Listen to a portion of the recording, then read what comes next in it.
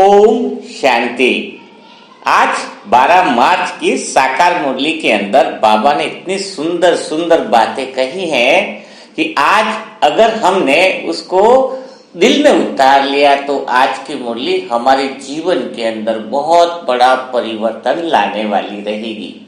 तो बाबा ने आज विशेष जिस बात पे ध्यान दिया है या अटेंशन दिया है कि सजाओं से छूटने के लिए कौन सा पुरुषार्थ बहुत समय का चाहिए। तो बाबा का प्यार भी जबरदस्त है, तो सजाए भी जबरदस्त धर्मराज के रूप में मिलने वाली है। समय भी तो बहुत कम बचा है। कहते हैं कि अगले 3-4 साल में तो इस 3-4 साल में बहुत बड़ी बड़ी घटनाएं देखने को मिलने वाली है। तो कौन आत्माएं हैं, कैसी आत्माएं हैं जो सजाए खाने वाली हैं? क्या हम तो नहीं है उसमें से? तो यह हमें चेक करना है पहले कि सजाए खाएगा कौन। फिर सजाए से बचने के लिए जो बाबा ने जो विधियां बताई है कि पुराने देह के संबंधों को याद नहीं करना है। इसके अलावा बाबा ने कहा है कि सदा खुशी में रहना, कोई भी फिक्रात यानी कोई भी चिंता जो है वो नहीं करनी है, श्रीमत पर चलना है, यानी सारे हिसाब किताब भी चुक करने हैं। तो चलो हम शुरुआत करते हैं सबसे पहले इस बात से कि कौन सी आत्माएं होंगी जो सजाए खाएंगी। तो सजाए वो आत्माएं खाएंगी जैसे कि उसको एग्जाम्पल से समझ लेते हैं। जब हम खेत के अंदर, जमीन के अंदर एक किसान बीज डालता है तो सारे बीज फलीभूत नहीं होते, कुछ बीज तो जमीन में ही रह जाते हैं और उनमें से कुछ बीज अगर पेड़ के रूप में आए तो सारे बीज पेड़ के रूप में बचते नहीं है। कुछ बीज ऐसे होते हैं जो पेड़ के रूप में आए तो सही, लेकिन उनको कुछ बकरियां खा जाती है, माया की बकरियां खा जाती है। इसके बाद भी कुछ पेड़ पर फल लगते हैं, लेकिन सारे फलों में दाना हो उसकी भी कोई गारंटी नहीं है ना। हर एक पेड़ पे फल लगे पहली बात तो उसकी गारंटी नहीं, और फल लग भी जाए तो हर एक फल के अंदर दाना हो उसकी भी गारंटी नहीं। बहुत कम ऐसे बीज होते हैं जो फल तक पहुंचते हैं और जिनके फल में दाना होता है। तो ऐसे ही कई सारी, इतनी सारी ब्राह्मण आत्माएं हैं जिनके अंदर ज्ञान का बीज तो पड़ गया है ना, ज्ञान की समझ उनको दे दी गई, लेकिन 10 साल हो गए, 20 साल हो गए। बाबा कहते हैं कि 2 तरह के बच्चे हैं, एक तो है लायक बच्चे, एक है नालायक बच्चे। बाबा मुरली में कहता है तो नालायक बच्चे किसे कहता है बाबा?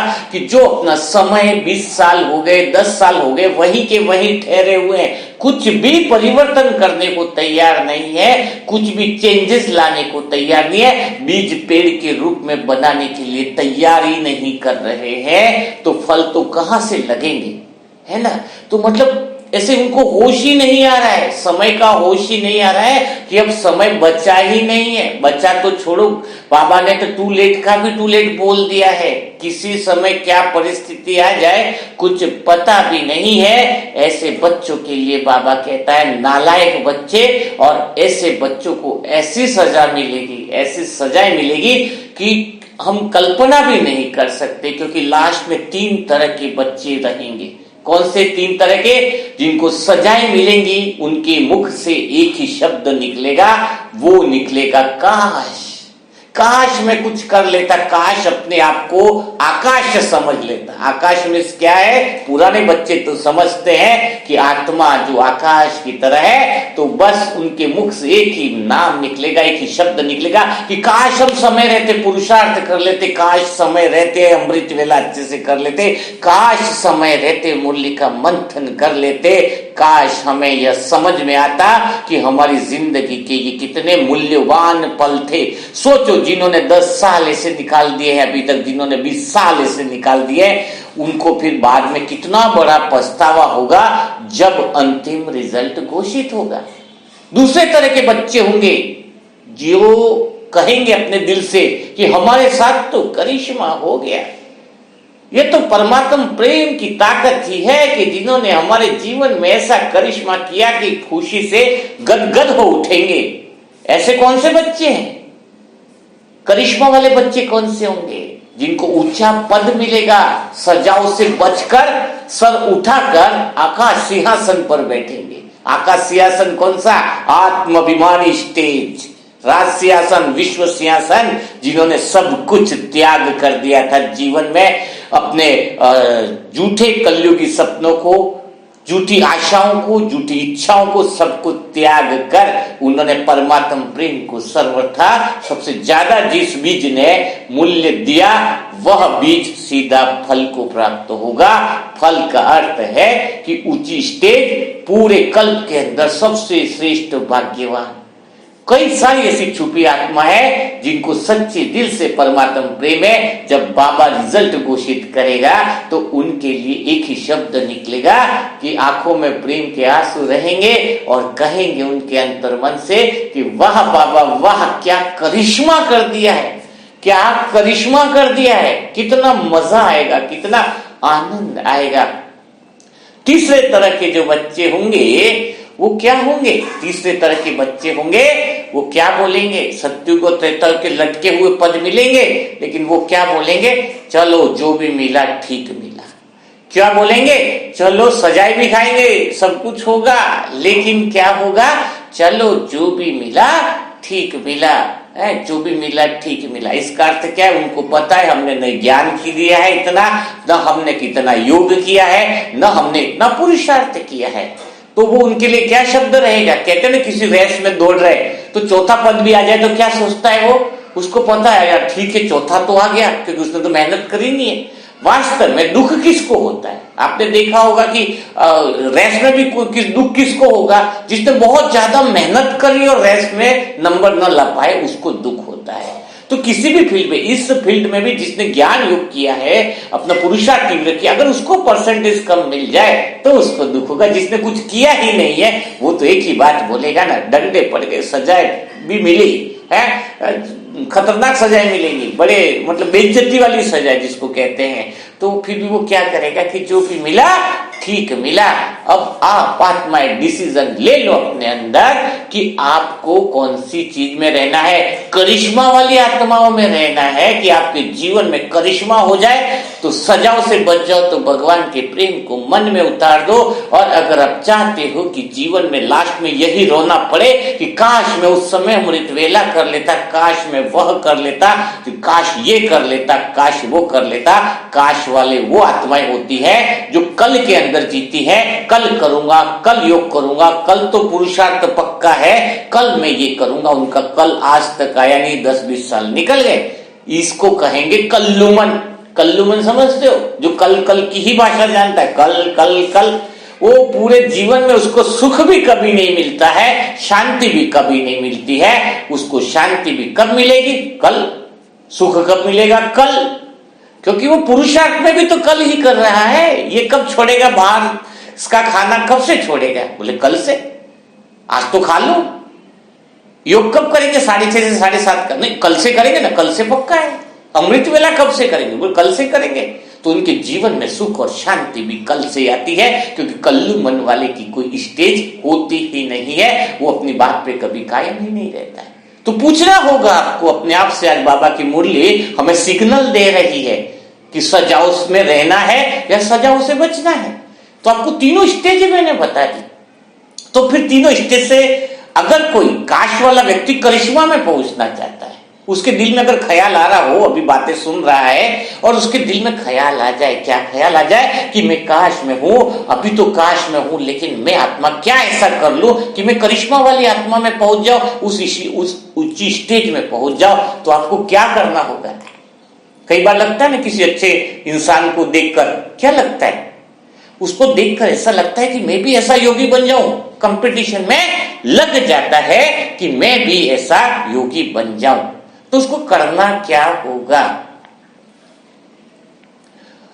1 मिनट के लिए संकल्प करना होगा क्या करना होगा कि अगर उसको काश वाली आत्मा से करिश्मा वाली आत्मा में पहुंचना है तो पहले एक ही काम करना होगा कि जिसने योगी आत्मा तुम्हें लगता है, जो सफलता मूर्त आत्मा लगता है, उससे तुम्हें किस बात में कंपटीशन करना होगा, उसके पास जाकर के पूछो जो तुम्हें निमित्त आत्मा लगती है कि अगर वो योगी है, पुरुषार्थी है, उसके जीवन में बड़ा परिवर्तन है, तो उससे जाकर के पूछो कि तू मेहनत कितनी करता है। जब तुम उसे मेहनत में हरा दोगे तो तुम उसे किसी भी सफलता में हरा सकते हो। मेहनत होती है जो हमें आगे बढ़ाती है। चेंज, थोड़ा एग्जांपल स्वयं का ही देना चाहता हूं। मैं ये तो नहीं कहता बड़ा पुरुषार्थी हूं, बड़ा तीव्रता वाला हूं, ये हूं वो, लेकिन कोई कहे ना, मुझसे पूछता है कि भाई जी मैं भी तुम्हारे जैसा ही कुछ बनाना चाहता हूं क्लास, तुम्हारे जैसे बहुत अच्छे हर एक क्लास ठीक होती है, अच्छी होती है, मैं भी ऐसा करना चाहता हूं।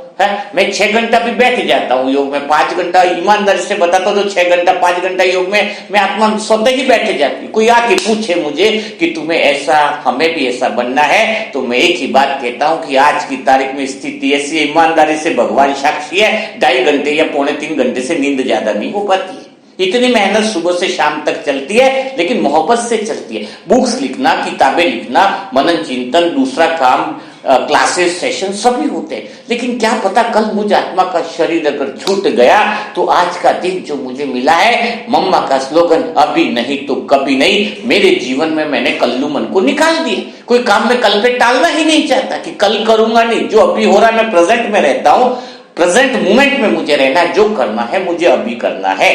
कल्लू मन को मैंने बाय बाय टाटा कर दिया। तो सामने वाले भाई को बोला अगर तू भी इतनी मेहनत करने के लिए तैयार है तो तू भी बन सकता है, क्योंकि मैंने ब्रह्मा बाबा को देखा है, उनका हर सेकंड हर पल कभी व्यर्थ बातों में नहीं दिया। तो यह बात अपने अंदर डिसीजन ले लो, निर्णय ले लो कि अगर आप लोग चाहते हो, क्या चाहते हो, तो पहला काम करना होगा तुम्हें किसी भी आत्मा के, ब्रह्मा बाबा की तरह कोई भी सफलता मूर्त योगी आत्मा है उसको मेहनत में, यानी मेहनत में पीछे छोड़ना होगा, तो फिर तुम उससे आगे अनुभवी मूर्त योगी आत्मा आप बन सकते हो। बिल्कुल क्लियर हो गया फंडामेंटल। किसमें हराना होगा तुम्हें? एक ही चीज में हराना होगा कि तुम्हें उसकी मेहनत में हराना, यानी आज से मेहनत अगर करना चाहते हो तो भगवान आपको मदद करने के लिए तैयार बैठा है। दूसरा काम क्या करना होगा, अगर तुम्हें काश वाली आत्मा से करिश्मा वाली आत्मा में आना है तो अपना अहंकार को छोड़ना होगा। जिस आत्मा का अहंकार है वो कभी भी आगे नहीं बढ़ सकता। अहंकार का अर्थ क्या? अहंकार वाली आत्मा कभी भी भगवान से बच्चे का रिश्ता बना ही नहीं सकती। सब झूठ बात है कि बाप बच्चे का रिश्ता है, बस बोलते रहते मेरा बाप, मैं तो बच्चा हूं, बाबा आपका बच्चा हूं। बच्चे का अर्थ क्या होता है? बच्चे का अर्थ एक ही है। आज से बच्चे का और बाप का संबंध अगर तुम बनाना चाहते हो तो एक ही संबंध का आधार है, तो तुम्हें कोई रोक नहीं सकेगा। और वो संबंध का आधार है कि जैसे एक उदाहरण के लिए आपको लगता होगा कि ये भाई जी है तो बहुत अच्छा ज्ञान देते हैं, बहुत अच्छी क्लासें कराते हैं, बहुत अच्छा इनको पास अनुभव होगा, ये आत्मा तो कर्मातीत के करीब होगी। आपके दिमाग में ख्याल आ सकता है किसी का, लेकिन मुझ आत्मा के अंदर क्या ख्याल चलते हैं वो ईमानदारी से आपको बताता हूं। मेरे अंदर एक ही ख्याल चलता है कि मुझे कुछ नहीं आता है। बच्चे के रूप में बनकर बाप से यही बात होती है कि मुझे कुछ भी नहीं आता है, कुछ भी मुझे समझ में नहीं आता। मीठे बाबा तुम मुझे समझाओ, तुम मुझे सिखाओ कि मुझे और क्या करना है।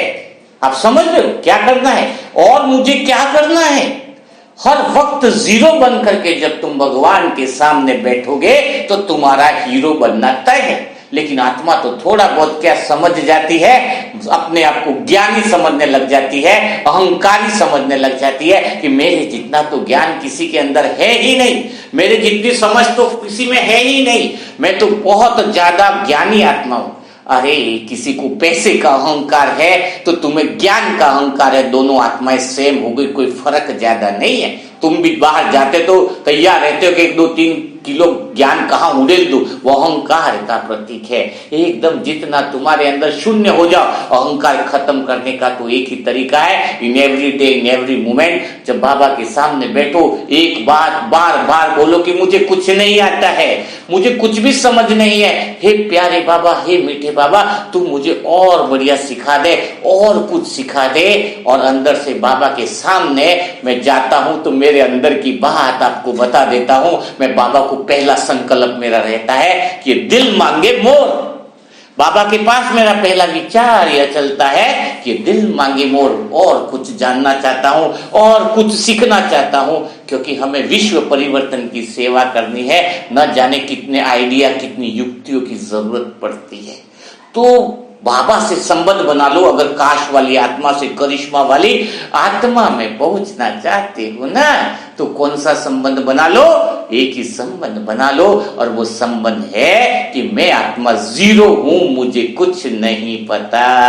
बाबा तू सब कुछ जानता है, तू मुझे और सिखा, मुझे बहुत ज्यादा सीखने की जरूरत है। जब तुम अहंकारी बनकर बाबा के सामने बोलते हो और अंदर से छिपा हुआ अहंकार रहता है कि अब तो मैंने बहुत जान लिया, आत्मा क्या है ज्ञान समझ लिया, ड्रामा क्या है बहुत अच्छे से समझ लिया, वहीं पर उसका घमंड, वही पुरुषार्थ अगर वो आगे बढ़ा भी होगा, पेड़ तक भी बीज पहुंच गया होगा, फल तक भी लग गया होगा, लेकिन फिर उस फल में कभी दाने नहीं मिलेंगे, क्योंकि वो अहंकार उस बीज को, उस पेड़ को खा लेता है। तो आज से पक्का करो। कौन सी बात पक्का करनी है? कि आज बाबा कितनी प्यारी बात कह रहा है कि सजाओ से बचना है ना। तो इतना ऊंचा पद पाना है तो आपको यह काम करना ही पड़ेगा कि आप अपने अहंकार को त्याग कर लो और बाबा से बच्चे के रूप में सच्चा संबंध बनाकर भगवान से सारी बातें सीखो। कितना आनंद आएगा, कितना मजा आएगा। तीसरी बात जो बाबा बहुत अच्छी बात कह रहे हैं कि अगर वास्तव में तुम्हें काश से आकाश वाली आत्मा में आना है, तो बाबा ने क्या कहा है कि सारे हिसाब किताब तुम चुप कर दो। क्या बोल रहे बाबा है? वरदान में भी बहुत अच्छी बात करी है कि तुम बड़ी समस्याओं को भी पार कर लोगे। दाहिना में भी बाबा ने यही पॉइंट बोला है कि तुम्हें सबके साथ प्यार से रहना, परिवार के साथ प्यार से रहना, संबंधों में प्यार से रहना है, लेकिन तुम्हें अपने पुराने संबंधों को भूल जाना है। और सबसे बाबा ने मेन पॉइंट कही है कि अगर तुम्हें सजाओं से बचना है, अच्छा पद पाना है, तो तुम्हें क्या करना है? तुम्हारे सारे हिसाब किताब चूक कर देने हैं। तो चाहते हो आप सभी आत्माएं कि हिसाब किताब चुप हो जाए? क्या वो विधि को आप समझना चाहते हो? वो विधि को क्या जानना चाहते हो कि हिसाब किताब अभी से आपकी खत्म होना चालू हो जाए, आपकी जिंदगी में खुशहाली आ जाए, आपकी जिंदगी में परम आनंद आ जाए? तो फिर एक बात आज से पक्की कर लो कि जो विधि आपको बताई जाएगी कि हिसाब किताब को क्लियर कैसे किया जाए, उस बात को गांठ बांध लेना। देखना आपके हिसाब किताब ऐसे खत्म होंगे मानो वो हिसाब किताब थे ही नहीं। लेकिन इस बातों को बहुत ध्यान से सुनना होगा, समझना होगा। इसीलिए मैं बार बार कहता हूं कि मुरली सुनते वक्त बिल्कुल साइलेंस होना चाहिए। मुरली सुनते वक्त आसपास बिल्कुल कोई डिस्टर्बेंस न हो, जिससे आपको वो बातें आपके अंदर पहुंच जाए। न जाने कौन सी बात आपको जगा दे, न जाने कौन सी बात आपको होश में ला दे। तो हिसाब किताब चुप करना कैसे, उस बात के ऊपर हम आ जाते हैं, जो मुरली का आधार है, आज की मुरली का सार है। सजाओं से बचना, परिवार से संबंधित सारी पुराने संबंधों को बोलना, ये सारी बातें हिसाब किताब के अंदर आ जाती है। सामान्य बातें जो मुरली में चली है उनको तो आप वैसे ही जानते हो। तो हिसाब किताब खत्म करने के लिए कहाँ हिसाब किताब किसके हैं, पहले यह समझना होगा। तो हिसाब किताब है अपने मन के रोल के, मन बुद्धि संस्कार में जो ड्रामा पड़ा है उसके साथ हिसाब किताब है। अब कोई आत्मा कहती है, क्या आत्मा कहती है कि मैं आत्मा के ज्ञान को समझ गया, मैं आत्मा के सत्य स्वरूप को समझ गया, मुझ आत्मा को आत्मा का अभ्यास क्यों नहीं होता है, सत्य स्वरूप स्थिति का अभ्यास क्यों नहीं होता है? पहले यहां से शुरुआत करेंगे, देखना बड़ा मजा आएगा। तो कई आत्माएं कहती है कि मैं आत्मा के सत्य स्वरूप को समझ गई, अब तो मैं आत्मा साक्षी हूं, मन बुद्धि संस्कार का तो मन की शांति और अशांति से तो मुझे कोई फर्क नहीं पड़ता है। लेकिन इतना जानने के बाद भी तुम साक्षी क्यों नहीं रह पाते? इसका कारण जानते हो? तो इसका कारण आज समझना होगा आपको, तो बड़ा आनंद आएगा। साक्षी का अर्थ क्या होता है कि जैसे घर में अगर आपके बच्चे हैं और बच्चे आपको लग गया कि बच्चों से साक्षी हो जाओ, तो बच्चे अगर दुखी हैं, परेशान हैं, तकलीफ में, उनको काम धंधा नहीं, कुछ नहीं है, तो आप बच्चों से माँ बाप साक्षी नहीं हो पाते। उनको बोलो तीर्थ यात्रा पे जाओ, कभी जाएंगे तीर्थ यात्रा पे? नहीं यार, बच्चे एक बार नौकरी लग जाए, उनका सब कुछ सेटल हो जाए तो मैं तीर्थ यात्रा पे जा सकता हूँ। इसके पहले कितना भी बोल दो, सारी दुनिया बोल दे कि तीर्थ यात्रा में इतना अच्छा भरा है, वहां पुण्य भरा, ये भरा है, बोले नहीं तीर्थ यात्रा पे तो जाऊंगा लेकिन मन से नहीं जा पाऊंगा क्योंकि बच्चे तो अभी सेट ही नहीं हुए हैं, फैमिली सेट नहीं हुई है। तो आत्मा साक्षीपन कहते हैं अभी सारे लोग कि मैं आत्मा साक्षी हो गई, मेरे को तो अनुभव हो गया। लेकिन जब तक मन का प्रभाव इस आत्मा पे भले नहीं है, बच्चों को छोड़ के माँ बाप चले जाए कोई टेंशन नहीं होने वाली है, लेकिन जब आत्मा का ही भाग है तो मन की शांति अशांति से फर्क ना पड़े ये अलग बात होगी। लेकिन मन को आत्मा दुखी भी तो नहीं देखना चाहती, दुखी के रोल में भी तो नहीं देखना चाहती। अपने मन को भला कौन दुखी देखता, कहते ना मेरा मन, तो अपने मन को कोई दुखी देखना चाहेगा। आत्मा साक्षी क्यों नहीं हो पाती है? साक्षी इसलिए नहीं हो पाती है, साक्षी में रह नहीं पाती है क्योंकि उसका मन तो दुखी है, अभी रोल के अंदर परेशान चल रहा है, रोल अच्छा चल नहीं रहा है, तो फिर वो कैसे रहेगी आत्मा साक्षी? आत्मा का सत्य अनुभव जो है वो लंबे समय तक रहने के लिए आज से आपको इस विधि पर काम करना होगा, जिससे हिसाब किताब भी आपके चुप हो जाएंगे। ठीक है ना? नहीं तो कई सारी आत्माएं कहती है ना मैं तो साक्षी हो जाऊं, मुझे तो पड़ी नहीं है नीचे की कुछ नीचे की कैसे नहीं पड़ी है, मन तो तुम्हारा ही है। मन डिस्टर्ब चल रहा है तो तुम इससे डिस्टर्ब नहीं होंगे, बात तो ठीक है, लेकिन जब तक मन डिस्टर्ब है तब तक तुम परमानेंट साक्षी भी नहीं रह सकते, क्योंकि साक्षी में भी तो तुम्हें देखना है। क्या देखना है? कि हमारा मन जो है उसका रोल ठीक नहीं चल रहा है। समझ रहे हो बात को? साक्षी में भी तो देखा ही जाता है, रोल को तो देखा ही जाता है, तो रोल जब डिस्टर्ब का चल रहा है तो उसको ठीक तो करना ही पड़ेगा। और रोल को ठीक करने का अर्थ है कि तुम्हारे सारे हिसाब किताब चुप हो गए। मन जब ठीक कर दिया तुमने, मन के संबंधों को ठीक कर दिया, इसका मतलब तुम्हारे सारे हिसाब किताब चुप। तो चलो शुरुआत करते हैं। देर किस बात की है कि मन के सारे हिसाब किताब को ठीक कैसे किया जाए, मन के सारे विकर्म और विनाश कैसे किया जाए। तो सबसे पहली चीज जो बाबा कहते हैं, आज जो बाबा ने कही है कि बातों को भूलो, पुरानी बातों को भूल जाओ। बाबा क्या कह रहे हैं आज? पुराने संबंधों को भूलो, पुरानी बातों को भूलो। ठीक है, तैयार हो आप सब? आपके मन में कौन कौन होगा जो अंदर से मन रूपी हाथ उठाए कि बातें भूल जाना संभव है? बातें भूल सकती है क्या?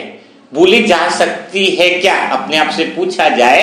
आत्मा आज आत्मा हम है और मन को हम देख रहे हैं, और हमारा लक्ष्य क्या है आज मुरली के अनुसार? हमें सारे हिसाब किताब चुप करने हैं, और हिसाब किताब चुप करने के अंदर हमें मन को पहले देखना है कि वह पुरानी बातों को भूल जाए, क्योंकि कुछ स्टेज है, पुरानी बातों को भूलते ही उसके विकर्म काफी सारे हट जाएंगे। फिर हम काम करेंगे इसके संबंधों को भूलने का काम, है ना? जो भी दे और दे के संबंध है उसको भूलने के ऊपर काम करेंगे, है ना? तो लेकिन पहली बात है कि पुरानी जो बात बीत जाए, वो फीलिंग जो आ जाए उसको भूले कैसे?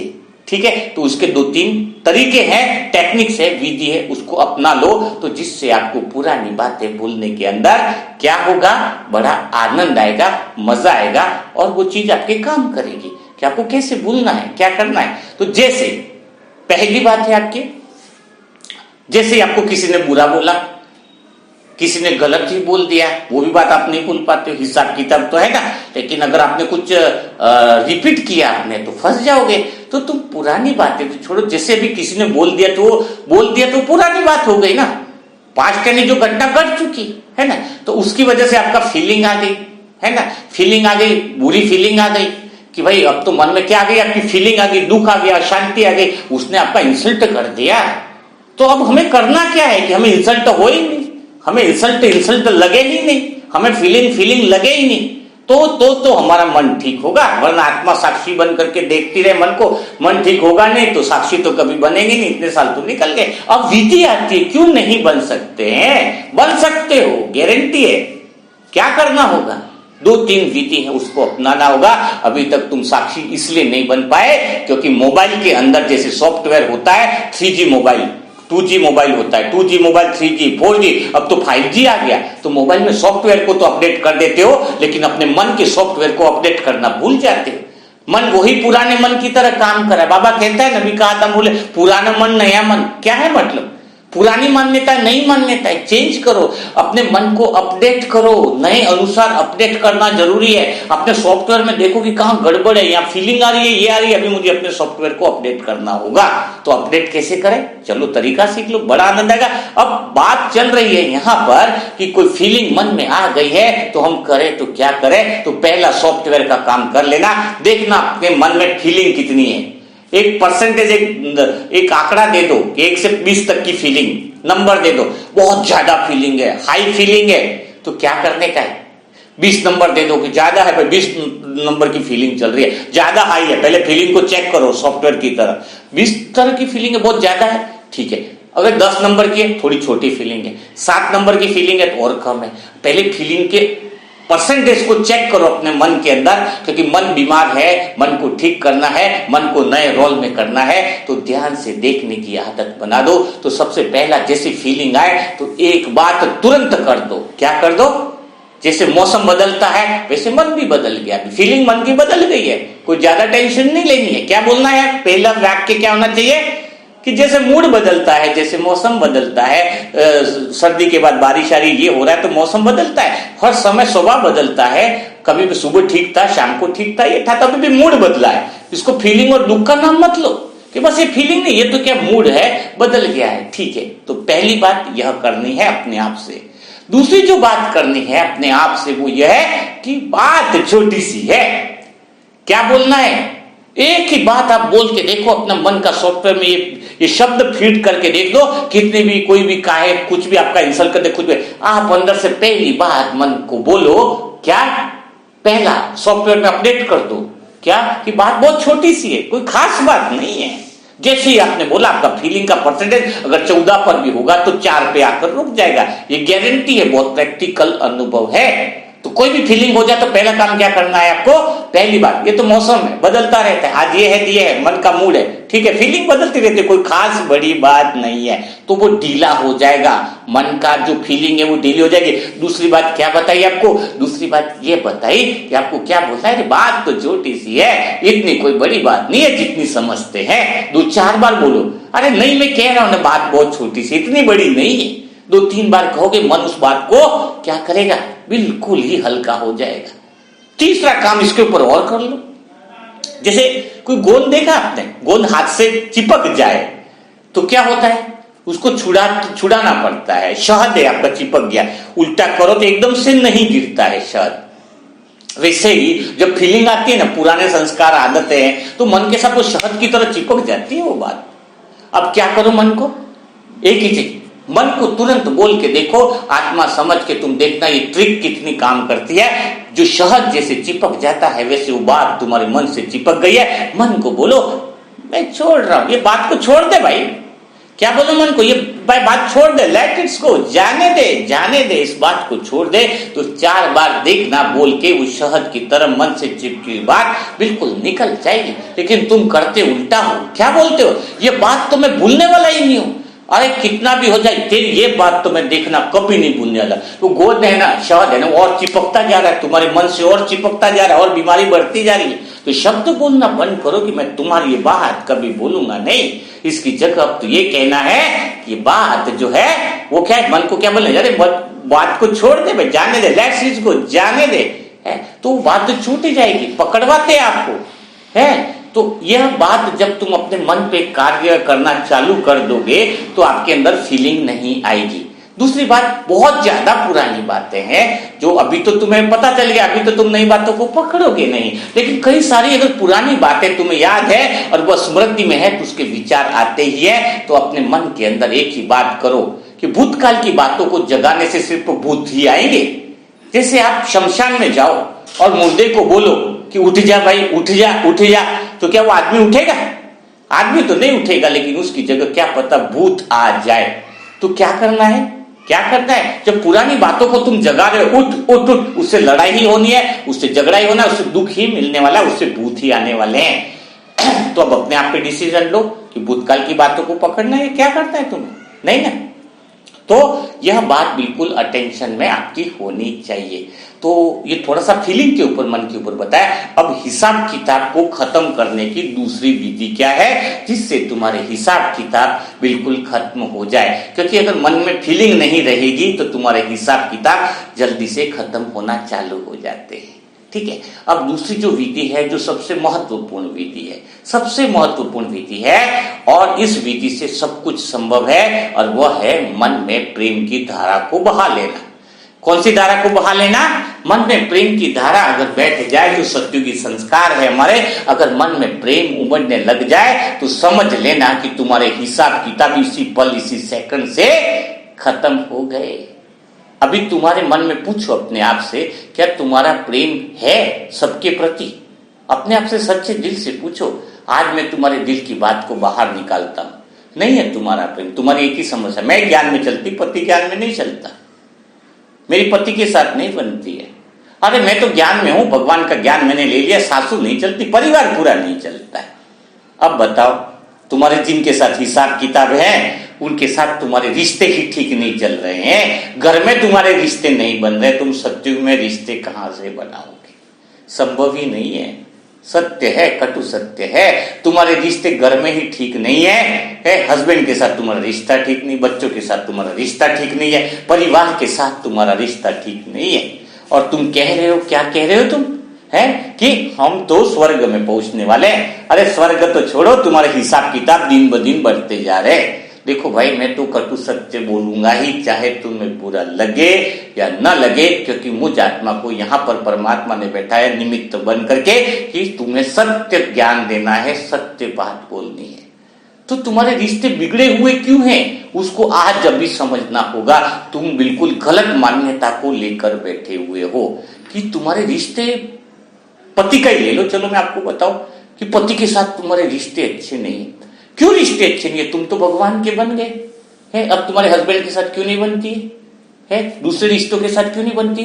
तो पहला एक कारण है। आप तुरंत बोलोगे उनका व्यवहार अच्छा नहीं है, बड़ा ही व्यवहार जो है बड़ा खतरनाक है उनका व्यवहार अच्छा नहीं है, वो हमारे रिश्ते उनके साथ इसलिए बहुत अच्छे नहीं है, उनका मेरा नेचर बहुत अलग है, उसका नेचर सही नहीं है।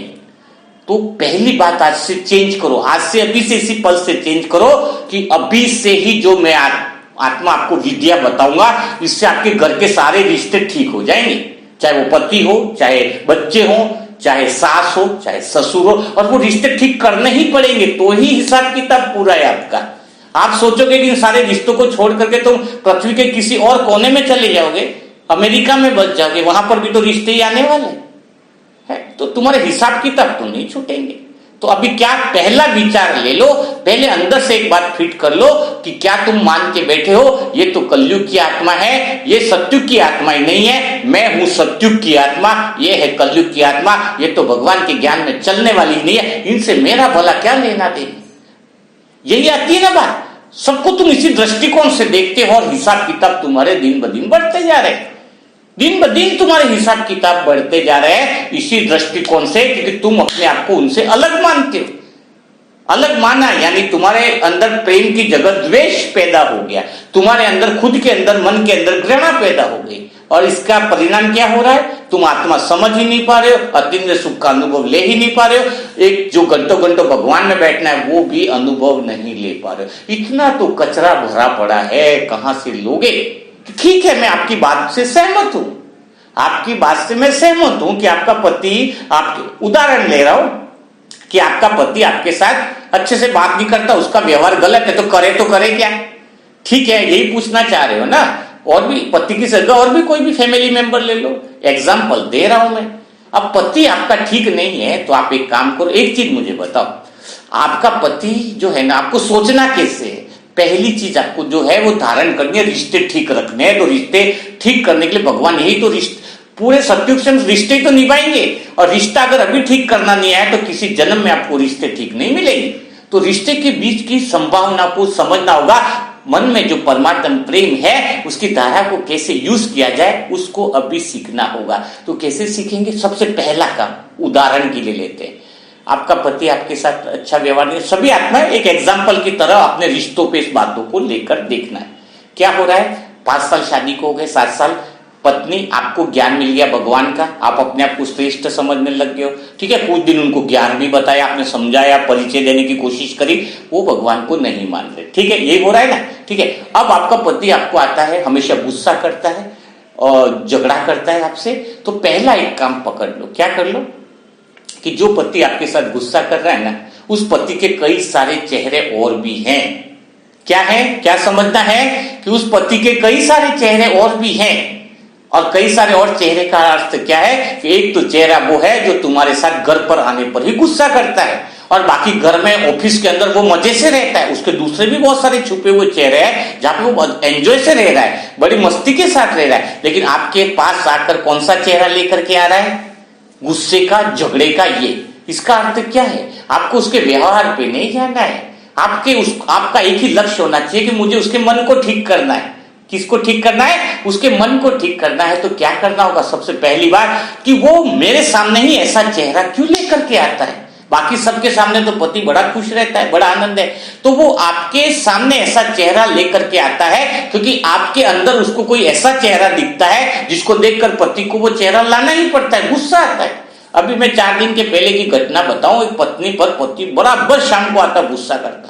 फिर बहुत गहराई में गए तो पता चला कि जब भी पति थक करके आए वो पत्नी टीवी के सामने देखने को बैठी हुई मिलती और कभी ग्लास पानी कभी पूछ लिया तो कभी नहीं पूछा, वो सीरियल में इतनी घुसी रहती। तो पति पहले से ही सोच के रहता था कि अगर टीवी के सामने मिली, मेरी इज्जत नहीं करी तो मैं उसकी बैंड बजाऊंगा, बहुत गुस्सा करूंगा। तो ये पति का चेहरा आया क्यों ऐसा गुस्से वाला? क्योंकि आपने वो टीवी के सामने आप बैठे हो, अपना सीरियल सास बहू चला रहे हो, आपको फिक्र ही नहीं है। आप अपना चेहरा बदलोगे तो पति का चेहरा बदलेगा।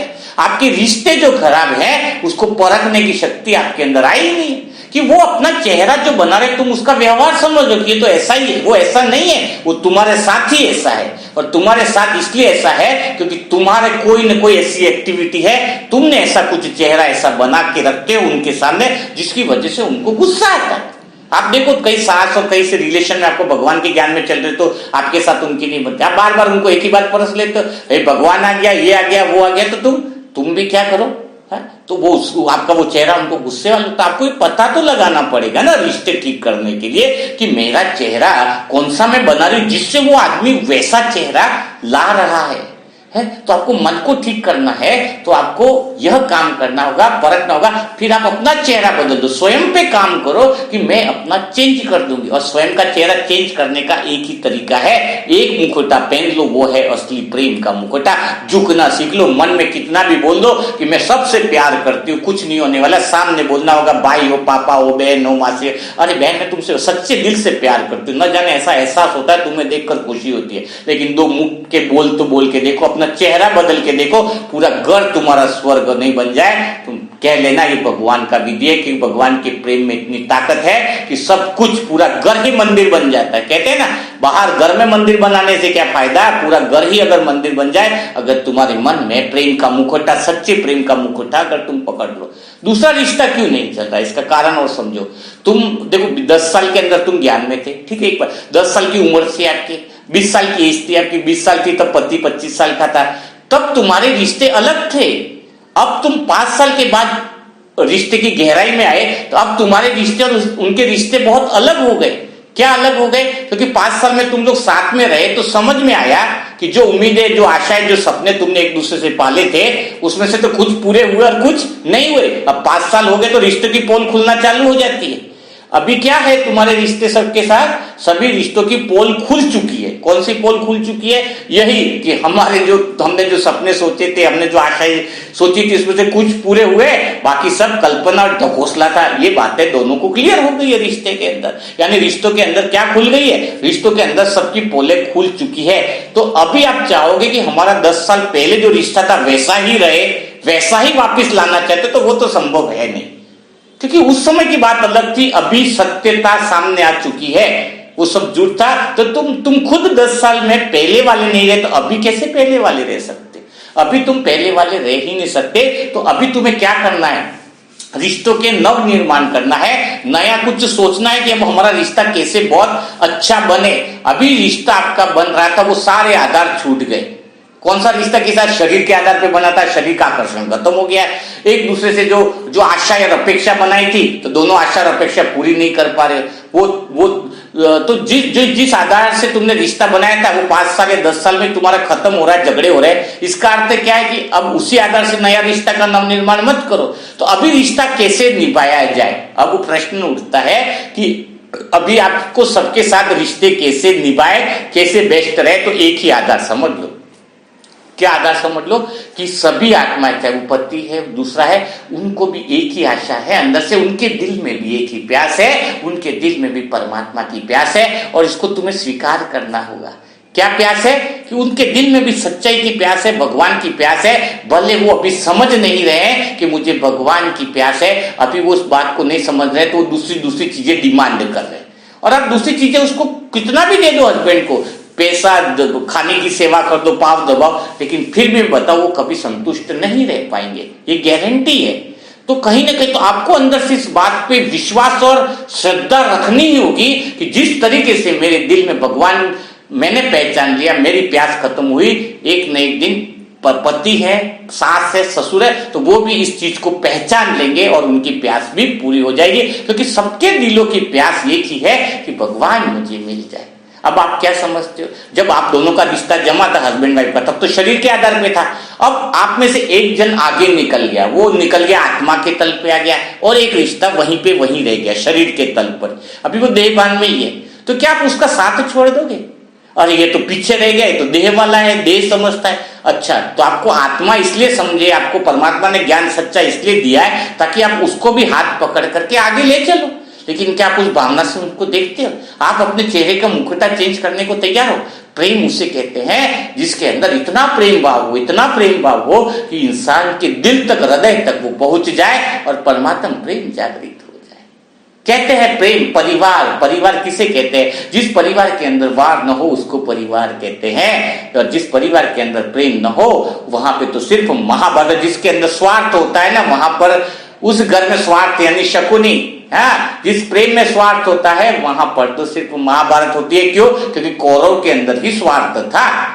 त्याग का प्रतीक तो राम को दिखाते हैं, लक्ष्मण को दिखाते हैं, शत्रुघ्न को दिखाते हैं। तो जिस आत्मा के अंदर त्याग की भावना होती है वहां पर रामायण होती है। क्यों कहा गया है ऐसा? तो परमात्मा जो स्वर्ग ला रहा है, मीठे बाबा ने आज मुरली में कितनी अच्छी बात कही है कि हिसाब किताब चुक करने हैं, पुराने संबंध को खत्म करना है। तो पुराने संबंध को खत्म करना है, ये जो संबंध है तो तुम्हारे पति के मासी मौसी, उसको खत्म नहीं करना है। पुराने संबंध यानी पुरानी सोच को खत्म करने के लिए बोल रहा है बाबा।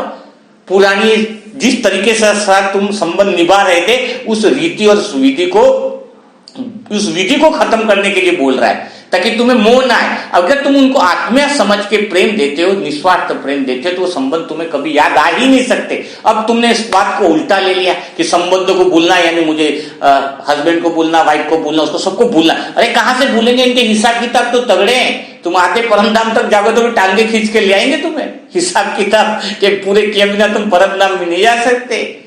तो क्या करना है? संबंधों के अंदर नवीनता लानी है। क्या नवीनता लानी है? आत्मा समझना है और एक आशा रखनी है कि ये आत्माएं भी भगवान के ही हैं। अगर मुझे पहले समझ में आ गया कि मैं आत्मा हूं तो मैं उनको भी भगवान का एहसास दिलाऊंगा और उनको वास्तव में भगवान की प्यास है। और यह प्यास कब पूरी होगी और यह अनुभव कब तुम करा सकते हो, यही तो तुम्हारे लिए टास्क है कि तुम इतना प्रेम करो। किसी झगड़ा क्यों होता? अभी मेरे भाई से झगड़ा हुआ तो भाई को झगड़ा हुआ, इसका अर्थ क्या? मतलब क्या चाहिए? मैं पूछूं भाई को, भाई तू क्यों चाहिए, मेरे से क्यों नाराज है? बोले जमीन चाहिए। मैं कहा लेके जा। पैसा चाहिए? मैं कहा वो भी ले ले। क्या चाहिए तुझे? तू बता तो सही कि तू क्या नाराज है, किस वजह से मुझसे नाराज है। ले ले जो चाहिए तुझे वो तू ले ले, मैं भी तेरा हो जाऊं। लो बोलो नाराजगी की वजह क्या है ये तो बता दे कोई।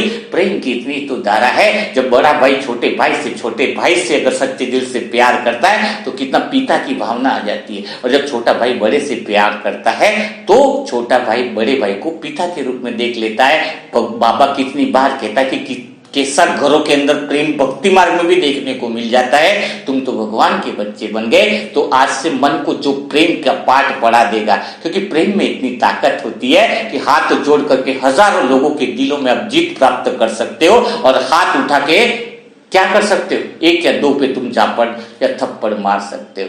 तो प्रेम से ही तुम्हारे हिसाब किताब चुक हो सकते हैं। बिना प्रेम के कोई भी आत्मा आज तक बनी ही नहीं है ही नहीं जिसने हिसाब किताब चुक किए हैं। ब्रह्मा बाबा ने दुश्मनों पे भी प्रेम किया है ना, मम्मा ने भी जो तलवार लेके आया उसको भी प्रेम किया। तो एक ही हथियार है जिस प्रेम की वजह से पूरा घर के अंदर भी वायुमंडल बदल सकता है। कहते भी तो है कि जब झाड़ू इकट्ठा होता है तो क्या होता है? पूरे कचरे को निकाल देता है। लेकिन जब झाड़ू बिखर जाता है तो वो तिनका क्या है? वो खुद कचरा बन जाता है। तो तुम अंदर से जब प्रेम को हटा दोगे तो तुम खुद कचरा बन जाओगे। पूरे परिवार को इकट्ठा रखने की कला ताकत एक प्रेम के अंदर है। अब प्रश्न यह उठता है कि शुरुआत तो तुम्हें ही करनी पड़ेगी, क्योंकि भगवान ने वो वरदान तुम्हें ही तो दिया है। तुम प्रेम करना तो चालू करो, फिर अगर रिश्ते ठीक न हो तो भगवान को अमृत वेला में बोल देना कि मैंने तो अपना काम कर दिया, अब तुम अपना काम करो। और वास्तव में इसी को कहेंगे मैजिक। यानी कहते हैं ना कि घड़ी के अंदर कांटे, घंटे का अलग होता है, सेकंड का अलग होता है, मिनट का अलग होता है, लेकिन एक समय ऐसा आता है कि तीनों कांटे इकट्ठे हो जाते हैं और तब कहते हैं 12 बजे, 12 बज गई। यानी संगठन में इतनी शक्ति है। अगर तुम्हें प्रेम से रहना नहीं आया तो तुमने कुछ भी नहीं सीखा, है ना। प्रेम अपना स्वभाव है। तुम कहते हो कि सामने वाला मुझसे अच्छे से बात नहीं करता, मैं तो प्रेम से बोलता हूँ, वो उसका व्यवहार मेरे साथ अच्छा नहीं है, मैं उसके साथ हमेशा प्रेम से बोलती हूँ। तो आप प्रेम से बोल के एहसान थोड़ी कर रहे हो। आप अगर ये आशा में प्रेम कर रहे हो कि मैं प्रेम से बोलूं तो वो भी प्रेम से बोले, इसका मतलब क्या हुआ कि तुम अपने आत्मा के स्वभाव में हो ही नहीं। आत्मा का स्वभाव क्या है? प्रेम से बात करना, शांति में रहना, आनंद में रहना, वही तो मन को सिखाना है। तो तुम इस शर्त पे प्रेम मत करो कि मैं प्रेम करूंगा, उससे अच्छे से बात करूं, तो वो भी करे, वो कर ले तो बोनस वो कर ले तो बोनस है आपके लिए। बट आपका तो स्वभाव है प्रेम से बात करना, इसलिए आप कर रहे हो प्रेम से बात, ये समझना है। आप ये आशा करके, इच्छा करके बैठे हो तो कभी भी तुम अपने हिसाब किताब को पूरा नहीं कर पाओगे। इसलिए प्रेम के अंदर आज कहते हैं ना कि प्रेम की ताकत बड़ी बहुत बलवान होती है। जो माँ के अंदर बच्चे के प्रति प्रेम आ जाए, बच्चे के ऊपर गाड़ी चढ़ने वाली थी, अभी एक प्रैक्टिकल एग्जाम्पल है, तो उसने पूरी बैलगाड़ी को ही पूरा उठा लिया कि बच्चे की बात आ गई। वो कौन सी ताकत थी? उसके अंदर प्रेम की ताकत थी। एक गाय कमजोर है, बछड़े को अपने को बचाने के लिए गाड़ी, मोटर गाड़ी से लड़ जाती है, तो आत्मा के अंदर सबसे बड़ी जो ताकत है वह प्रेम की ताकत है। उस प्रेम की ताकत को जिसने पहचान लिया, वह सारे हिसाब किताब सेकंड में मुक्त होना चालू हो जाता है। बस मुझे तो हर पल हर सेकंड प्रेम ही प्रेम देना है। और आत्मा का स्वरूप जो कहते हैं कि अनुभव नहीं होता है, तुम 24 घंटे हर सेकंड हर पल जब तुम प्रेम देना चालू कर दोगे तो तुम्हें आत्म स्वरूप बनना नहीं पड़ेगा।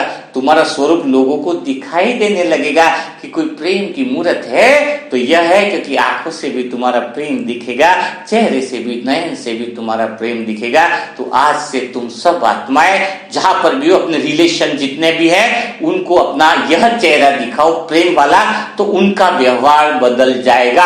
और वो सब लोगों के भी अच्छे चेहरे, जो अच्छे व्यवहार है, वो चेहरे तुम्हारे सामने आने लगेंगे। और फिर भी अगर उनके चेहरे गुस्से वाले आ रहे हैं, आपके वो वाले आ रहे हैं, तो समझ लेना कि अभी तक आपने अपना चेहरा बदला नहीं है। क्योंकि अगर आपका अपना चेहरा प्रेम वाला है, सबको सुख देने वाला है, सबको शांति देने वाला है, तो समझ लेना आपसे कोई नफरत ज्यादा समय तक कर नहीं पाएगा। तो व्हाट्सएप नंबर तो आप सब लोगों को दिया हुआ ही है, फिर से एक बार बता देता हूं, 7202921969। स्क्रीन पे भी लिखा है, इस पे आप ओम शांति लिख करके इस ग्रुप से जुड़ सकते हैं। अमृत वेला लाइव तभी सबको करने मिलेगा जब इसके सेशन सुने होंगे, उसके क्वेश्चन आंसर के पेपर होंगे। हाँ, बाकी व्हाट्सएप ग्रुप में आपको कई सारे वीडियोस ऐसे मिल जाएंगे, जिस वीडियो की आपकी जरूरत होगी। 300 वीडियो आपकी सेवा के लिए तैयार किए गए हैं। और बस 12 से 5 बजे के बीच में हम खुद आप लोगों से बात भी करते हैं कि आपका पुरुषार्थ क्या है, कैसा है, तो उसमें भी आप आगे बढ़ सकते हैं। तो कल फिर मुलाकात करेंगे नई मुरली के मंथन के साथ। आज की मुरली का मंथन आपको कैसा लगा? क्या आपको सीखने को मिला? क्या कुछ नया अनुभव हुआ? तो आप कमेंट बॉक्स में लिख कर बता सकते हैं। तब तक के लिए सभी भाई बहनों को ओम शांति।